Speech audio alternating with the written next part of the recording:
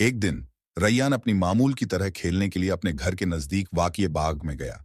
यह बाग उसके लिए खास था क्योंकि यहाँ की हर चीज उसे जादुई लगती थी। दरख्त, फूल और हवा की सरसराहट जैसे सब कुछ एक कहानी का हिस्सा हो।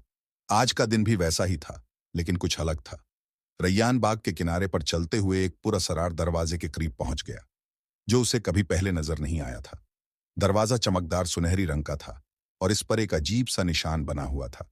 निशान ऐसा लग रहा था जैसे कुछ कदीम जबान में लिखा गया हो। रैयान ने सोचा कि वह इस दरवाजे के पीछे क्या राज हो सकते हैं, और उसने हिम्मत जमाते हुए दरवाजा खोल दिया।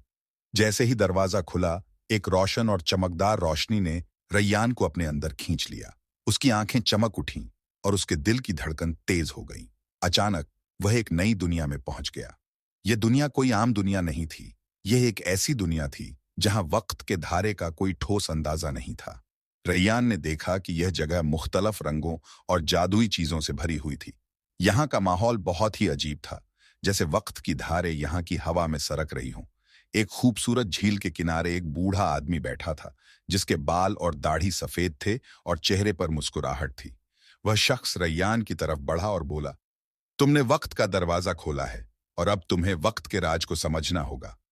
रैयान को एक लम्हे के लिए यह समझने में मुश्किल हुई कि वह कहाँ है और यह सब क्या हो रहा है। बूढ़े आदमी ने कहा, मैं वक्त का पहरादार हूं और तुमने जिस दरवाजे को खोला है वह तुम्हें मैदी, हाल और मुस्तकबिल में ले जा सकता है। लेकिन याद रखना, हर सफर का अपना एक मकसद होता है। रैयान ने हिम्मत से पूछा, मगर मैं यहां क्यों आया हूं और मुझे क्या करना होगा?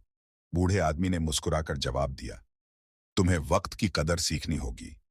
अगर तुमने वक्त की हकीकत को समझा तो तुम्हारी जिंदगी बदल जाएगी। उसके बाद बूढ़े आदमी ने एक छोटा सा क्रिस्टल रैयान को दिया और कहा, यह तुम्हारे सफर की रहनुमाई करेगा।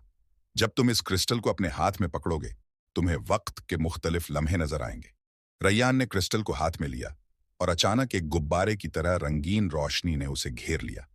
वह एक लम्हे में मैदी में पहुंच गया। यहां उसने अपने वालिदैन के साथ बचपन के दिनों की सैर की। रैयान ने देखा कि वह खेल रहा था, हंसी मजाक कर रहा था और बेफिक्री से जिंदगी गुजार रहा था। उस लम्हे में वह समझ गया कि वह वक्त के छोटे लम्हों को कभी नहीं भूल सकता था। अगला लम्हा, रैयान क्रिस्टल के जरिए हाल में वापस आया। यहां उसने अपने दोस्तों को देखा और उनके साथ अपनी मुहिमों का ख्याल किया। उसने सोचा, हम सब अपने वक्त को किस तरह गुजर रहे हैं, क्या हम वक्त की अहमियत को समझते हैं? आखिरकार रैयान क्रिस्टल को दोबारा पकड़ते हुए मुस्तकबिल में पहुंच गया। वहां एक दुनिया थी जो टेक्नोलॉजी और जादू से भरी हुई थी, मगर सब कुछ मादी था और लोग वक्त को जाया कर रहे थे। उसने देखा कि लोग एक दूसरे से बात नहीं कर रहे थे और सबकी आंखों में सिर्फ अपने काम और फनी तफरीह की झलक थी। रैयान को एहसास हुआ कि मुस्तकबिल में लोग अपनी जिंदगी के अहम लम्हों को नजरअंदाज कर रहे हैं। रैयान ने अपनी आंखों में एक अज़म देखा और वापस उसी बूढ़े आदमी के पास पहुंच गया। अब मैं समझ गया हूं, वक्त हमें मिलता है, मगर हम उसे किस तरह गुजारते हैं वह हमारे हाथ में है। बूढ़े आदमी ने सर हिलाकर कहा, यही वक्त का राज है। जब तुम वक्त की कदर करोगे, तुम्हारी जिंदगी बदल जाएगी। रैयान वापस अपनी दुनिया में लौट आया और उसने सोचा कि अब से वह वक्त को ज्यादा अहमियत देगा। वह हमेशा अपनी जिंदगी के छोटे लम्हों से लुत्फ उठाएगा और दूसरों के साथ वक्त गुजारने की कोशिश करेगा। उसकी जिंदगी अब वक्त की कदर से और भी खूबसूरत बन चुकी थी।